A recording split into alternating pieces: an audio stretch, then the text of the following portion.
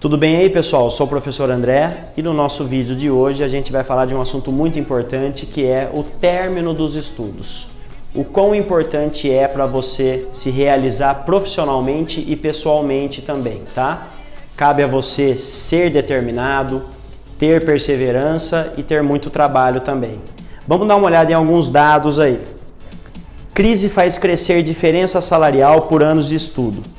Então aqui está falando, né, esse dado aqui do G1, que quem tem ensino superior, quem é formado na faculdade, ganha até 6 vezes mais de uma pessoa que não é formada na faculdade. Então a importância de você também buscar uma faculdade depois, tá? E aqui nesse gráfico de pizza, vamos dar uma olhada no seguinte. É bem provável que você esteja aqui nessa faixa, né? Ensino médio incompleto. Então você está ganhando na faixa de 1.365. Ao terminar os estudos, ao terminar o ensino médio, você poderá ganhar R$ 1.823. Então perceba que você já vai dar um salto na questão financeira. E quando você terminar uma faculdade, você vai poder estar ganhando aí R$5.000, tá? Então são diferenças aí muito grandes de dinheiro, tá? Quanto mais você estuda, mais dinheiro você ganha. Isso é um fato, ok? Na próxima notícia também do G1, mais da metade dos brasileiros de 25 anos ou mais ainda não concluiu a educação básica, aponta IBGE, Instituto Brasileiro de Geografia e Estatística. O que significa isso, pessoal? 52% da população não terminou os estudos, né? E 48% terminou. Então é hora de você sair desses 52% e ir para o 48%, tá? Para ter melhores condições. Os 48% estão ganhando mais dinheiro, estão tendo melhores oportunidades de trabalho, estão se realizando mais, enquanto que os 52% não vivem o que os 48% estão vivendo, tá? E aqui um outro gráfico mostrando, né, fundamental incompleto e o médio incompleto, a porcentagem de pessoas, a quantidade de pessoas. E depois o médio completo e o superior completo. Tá, então é mais gente que não se formou, tá, do que gente que se formou, ok? Já aqui os desempregados. Em janeiro de 2020, a gente tinha aí 12 milhões de desempregados. Já em janeiro de 2021, nós temos 14 milhões de desempregados, praticamente. Lógico que a pandemia também agravou esse quadro. Mas agora, nesse momento, é hora de você se especializar, né? É hora de você cuidar dos seus estudos. É animador que você esteja procurando, né, estudar, se aperfeiçoar e tenha em mente que a maioria não terminou os estudos. E se você faz parte dessa maioria, você vai poder mudar esse quadro, tá? Você vai poder sim terminar os estudos. Conta com a gente, tá? Fecha com a gente aí. Um grande abraço, prosperidade para você e muito trabalho. Até a próxima.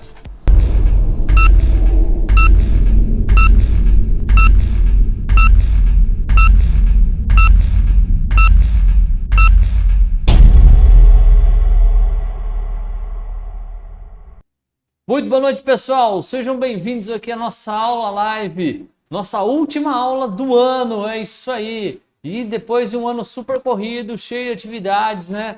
Tenho aqui os nossos tradicionais avisos para dar antes da gente começar aí com a nossa última missão. Muito bem, pessoal. Nós vamos entrar aí num recessozinho, beleza? Mas o nosso material online vai continuar disponível para vocês assistirem, tá? Mesmo durante essas férias.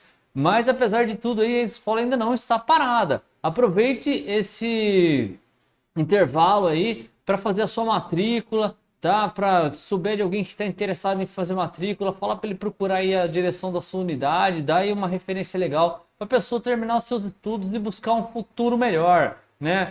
Sempre é bom começar o ano com o pé direito, começando o ano aí com um projeto novo aí, terminar os estudos, buscar aí um concurso depois, ou uma vaga melhor na empresa, ou um emprego melhor, terminar essa questão aí de não se sentir bem porque não terminou, né, o ensino médio, e vamos lá, bola para frente que é assim que sempre para frente que o mundo anda. Muito bom, pessoal, então vamos começar aqui a nossa última aula live do ano, com o nosso assunto de matemática. Isso mesmo, a matemática é que o pessoal fica meio de cabelo em pé, mas não precisa ficar de cabelo em pé, porque esse assunto é simples e você vê ele no dia a dia.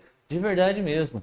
É verdade. Vamos lá. Hoje nós vamos falar sobre o triângulo de Pitágoras, uma aula de geometria, beleza? Bom, antes da gente falar sobre o triângulo do Pitágoras propriamente dito, Pitágoras foi um matemático grego, um grande pai da matemática, um dos grandes pioneiros. O cara revolucionou um modo de pensar na matemática, tá? Isso é muitos mil anos atrás. Vamos dar uma revisada no que seria um triângulo, tá? O que é triângulo? Triângulo é uma figura geométrica, tá? Ele é um polígono. Ele é o menor polígono que existe. Por que ele é o menor, professor? Porque só podem ter 3 lados o menor polígono, né? Aliás, para um polígono ser considerado polígono, ele tem que ter no mínimo 3 lados. Se tiver 2 lados, não é polígono, porque ele não fecha a figura. Então, o polígono é uma figura geométrica formada por no mínimo 3 lados. E no máximo não tem limite. Beleza? Professor, círculo é um polígono? Não, porque o círculo não tem lado, tá? Ele é uma figura geométrica, mas ele não tem lado. Mas o triângulo porque o triângulo tem 3 lados, beleza? Bom, além de 3 lados, ele tem 3 pontas que são chamadas de vértices e dentro de cada lado, né, dentro de cada vértice, onde os 2 lados se encontram, né, você tem o que a gente chama de ângulo interno, beleza? Bom, os vértices, foi como que eu falei para vocês, são as pontas do triângulo, né? Onde os 2 lados, cada 2 lados se encontram. Muito bem, cada vértice, pessoal, ele recebe uma nomenclatura, né? Ele recebe um nome, uma identificação. Cada vértice é identificado por uma letra maiúscula. A, B ou C, D, qual que seja, mas tem que ser o quê? Maiúscula, beleza?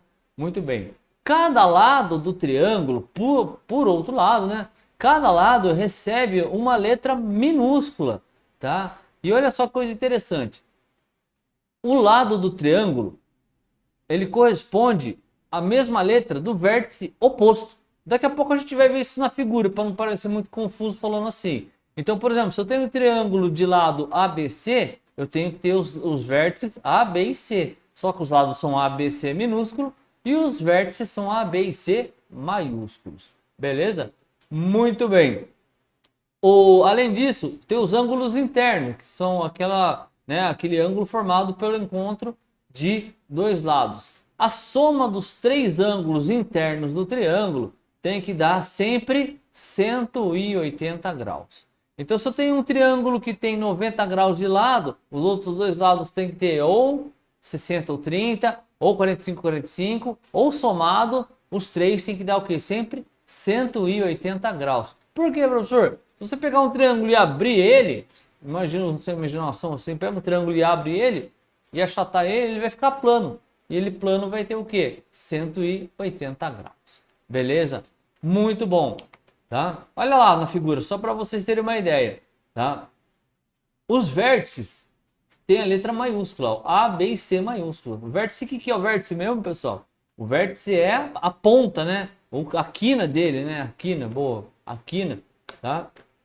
E os lados são os encontros, né? São o espaço entre cada um dos vértices. Olha só, o lado A, esse lado de baixo, tá? Ele é representado pela letra A minúscula, beleza? E olha só onde que está o vértice A. Está exatamente oposto a esse lado. Você pode ver assim, ó, que o vértice A, ele não faz parte dos lados que compõem o lado A, né? Você vê que coisa interessante? Ele é exatamente oposto. Da mesma forma, o lado B, que é o lado que a letrinha B minúscula, ele está o quê? Oposto ao vértice B. E o C igualmente, né? Segue a risca, tá? Segue a regra. Tá? Então todo lado do triângulo ele é posicionado exatamente do lado oposto ao vértice, né? Justamente o vértice ele não forma o lado é formado pelo espaço dos vértices opostos, beleza? Muito bem. Bom, por que você está falando disso aí, professor, de vértice, lado e nome? Porque daqui a pouco a gente vai saber, né, vai ver no próprio triângulo de Pitágoras, que já está aí na tela, que, né, cada vértice vai ter um nome próprio. E mesmo tendo um nome próprio, a gente vai fazer uma fórmula com ele. Só que daí não vou ficar escrevendo a fórmula, o nome do vértice na fórmula, né? A gente vai usar as letras para simplificar. E a partir do momento que você guardar essa fórmula, você resolve qualquer problema do triângulo de Pitágoras. Bom, vamos lá. Então, quem que é o triângulo de Pitágoras? O triângulo de Pitágoras, pessoal, é um triângulo que a gente fala que é o triângulo que tem um ângulo reto. O que é um ângulo reto? Ângulo reto é um ângulo perpendicular. É o ângulo de 90 graus. É quando você está perpendicular, ó, retinho, assim, ó, né? Que nem o encontro de duas paredes. Tem que ter o quê? 90 graus. Tem que ser perpendicular. Ou o encontro da parede com o chão. Tem que ser o quê? Perpendicular. 90 graus. Bom, isso pode ter dentro do triângulo? Claro. Qual que é o principal exemplo de um triângulo retângulo que a gente tem no nosso dia a dia? Pode ser lá na mesa de projeto, ou pode ser na obra, ou pode ser onde for. É o esquadro, tá? O esquadro ele é formado pelo lado, né, os dois lados menores do esquadro formam um ângulo de 90 graus. Exatamente um ângulo perpendicular, tá? Bom, esses dois ângulos pequenos, esses dois ângulos que formam esses dois lados, aliás, que formam o ângulo de 90 graus, eles têm um nome próprio. Eles são chamados de catetos. Cateto 1, cateto 2, tanto faz, maior ou menor, tanto faz. Mas os dois catetos formam duas principais características. Primeiro, formam um ângulo de 90 graus e são os dois lados menores do triângulo retângulo. E quem que seria o lado maior? O lado maior seria aquele lado que está oposto ao vértice formado, né, pelos 90 graus, que seria um lado chamado hipotenusa. Tá? É o lado maior, é a hipotenusa, e os dois catetos são os lados menores. Beleza? Muito bem. Bom, após muito tempo lá estudando, vendo as formas e tudo mais, o Pitágoras, né, ele propôs uma relação entre o triângulo e o retângulo. Justamente o seguinte, que o quadrado da hipotenusa é igual à soma do quadrado dos catetos, né? O que significa isso? Vamos supor, se você tiver um triângulo, tá? Retângulo, né? Um triângulo com ângulo reto, né? Um triângulo de Pitágoras, e você pegar o valor da hipotenusa e elevar ela ao quadrado, ou seja, multiplicar ela por ela mesma, né? O valor desse valor elevado ao quadrado tem que ser igual à soma do quadrado de cada um dos catetos. Ou seja, a hipotenusa elevada ao quadrado é igual a um cateto elevado ao quadrado mais o outro cateto elevado ao quadrado. Tá? Então, se eu tivesse por exemplo, olha a fórmula dele ali na tela, que legal. Tá vendo? A hipotenusa é o lado maior, B representado pela letra A, e o lado B e o lado C são os lados menores, que são os lados chamados de catetos, tá? Olha só, não lembra um esquadro esse desenho? O triângulo é realmente um esquadro, né? E talvez não seja aquele esquadro que a gente vê lá na marcenaria ou na obra, né? Que falta a hipotenusa, né? Entre aspas, mas o esquadro que a gente vê na mesa de projeto é esse esquadro aí, na mesa de desenho e tal, né? É esse tipo de esquadro. Como que você mede uma... Depois eu vou falar isso aí, como você saber que uma parede está torta ou não, é através dessa relação aí. O quadrado da hipotenusa tem que ser igual à soma dos quadrados dos catetos. Bom, vamos lá então. Olha lá a fórmula do teorema do Pitágoras.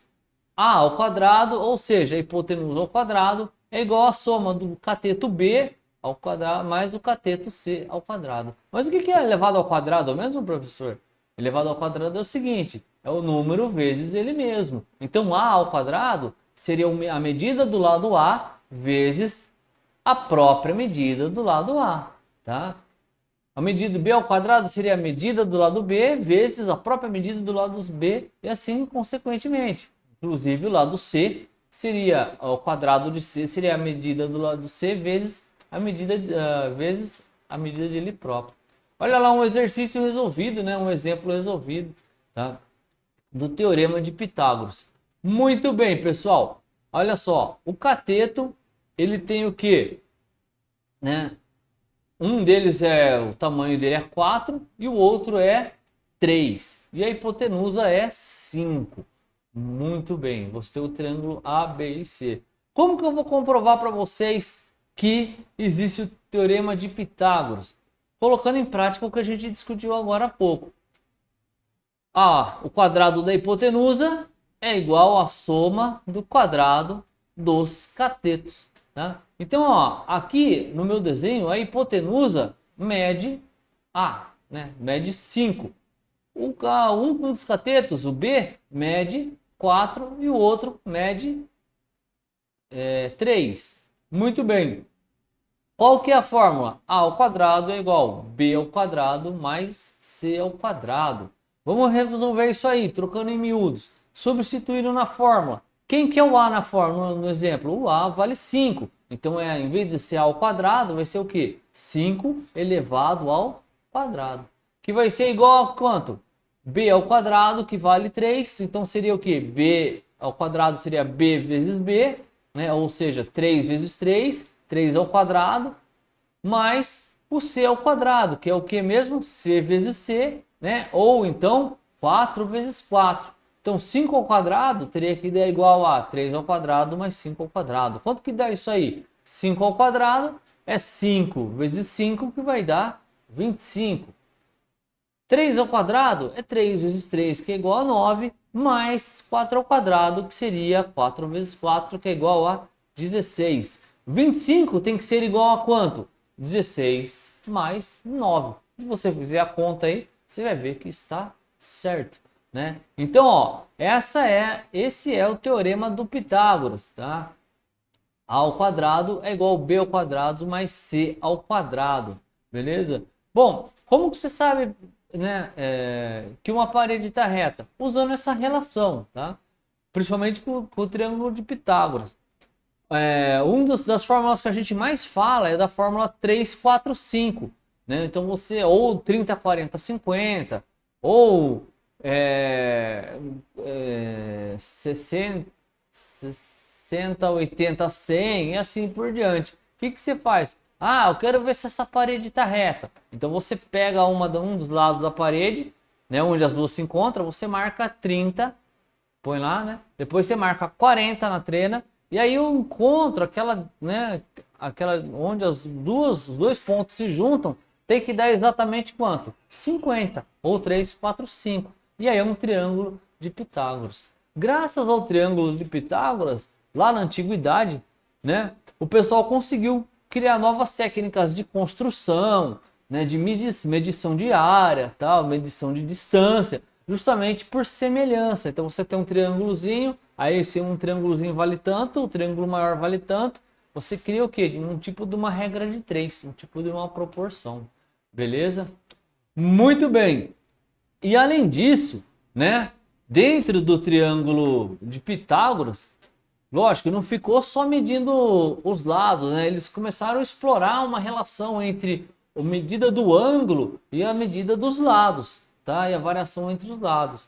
Bom, e aí eles chegaram à seguinte conclusão: que existiam 3 relações ou razões trigonométricas, né, dentro do triângulo do Pitágoras, que eles podiam fazer uma infinidade de coisas, uma infinidade de operações, calcular distância, altura de árvore, altura de alguma coisa, assim, tipo montanhas e tal. Sempre lembrando, né, pessoal, que nessa época não tinha eletricidade, não tinha malemar, tinha papel, né? Os caras faziam as coisas no pergaminho ou na pedra gravada mesmo.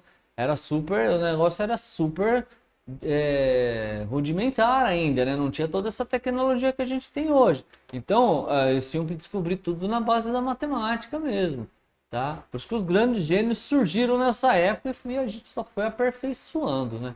Tá? Muito bem. E aí foram descobertas essas razões trigonométricas entre os ângulos internos agudos, né, e, né, os lados do triângulo. A primeira dessas medidas foi o seno. O seno, o que ele é? O seno, ele é uma relação, uma razão, ou seja, uma divisão entre a medida do cateto oposto, né, a medida do lado oposto àquele ângulo, tá, sobre a hipotenusa. Depois também teve uma outra medida que é o cosseno, que nada mais é do que o quê? A relação entre o cateto adjacente. O que é adjacente? Adjacente é aquilo que faz a divisa, ou seja, o vizinho, é o cateto que faz, né, é vizinho do ângulo, tá? Dividido pela hipotenusa, tá? E por último, foi uma relação entre o cateto oposto e o adjacente, que foi a chamada de tangente, tá? E através dessas medidas eles conseguiram descobrir várias relações que eram possíveis, né? Você encontrar distâncias e tudo mais, medir altura e tudo mais. Bom, depois de experimentar muitos cálculos e tal, eles chegaram a uma tabela que eram os chamados ângulos notáveis, que são os ângulos de 30, 45 e 60, que são os ângulos que dão mais certo para você trabalhar, né, com o triângulo de Pitágoras, tá? E aí foram padronizados essas medidas. No seno do ângulo de 30 vai ser sempre meio, o seno do ângulo de 45 é a raiz de 2 sobre 2 e o seno de ângulo 60 é sempre raiz de 3 sobre 2. Precisa decorar isso aí? Não precisa, tá? Normalmente esses dados são fornecidos e tal, mas é legal saber assim como você aplicar eles, beleza? Da mesma forma que o cosseno e as tangentes também foram padronizadas, né? E hoje você tem isso aí para qualquer civilização que você for, você fazer uma conta de triângulo de Pitágoras, se você vai usar isso aí. Pô, professor, mas que coisa interessante, né? Por que o ângulo de 30, 45 e 60? Porque são os ângulos que mais dão certo, né? Que tem mais múltiplos e tal, combinações dentro da circunferência, né? Que o triângulo está sempre, tem que sempre pensar que o polígono tem que estar inscrito numa circunferência. E dentro do triângulo, é o que mais dá certo na circunferência de 30, 45 e 60. Beleza? Além do que, né? 30 mais 60 é 90, com mais 90 dá 180, e 45 com 45, 90 com outro 90 também dá 180, que é a medida dos ângulos internos, tá, do triângulo. Muito bem. Bom, pessoal, era isso que eu tinha que falar para vocês, tá? Essa foi a nossa aula sobre o triângulo de Pitágoras. O triângulo de Pitágoras ele é fundamental na matemática, no estudo da trigonometria, beleza?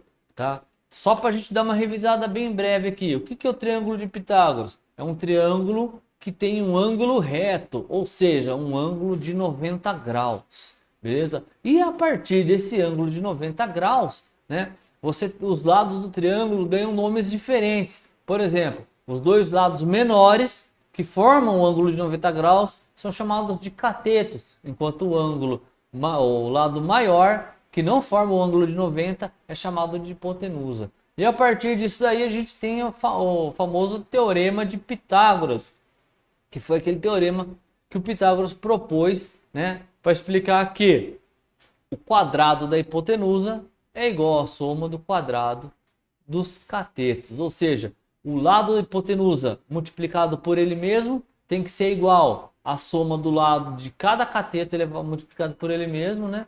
Um somado com o outro. Beleza? Muito bom, pessoal. Então é isso daí. Essa foi a nossa última aula live do ano. Uma aula de matemática, uma aula sobre trigonometria. Beleza? E boas festas aí. Bom final de ano para todos. Tá? E não parem, hein? Não parem. Não é porque a gente está de férias, né? Não é porque a gente está de férias que vocês, né?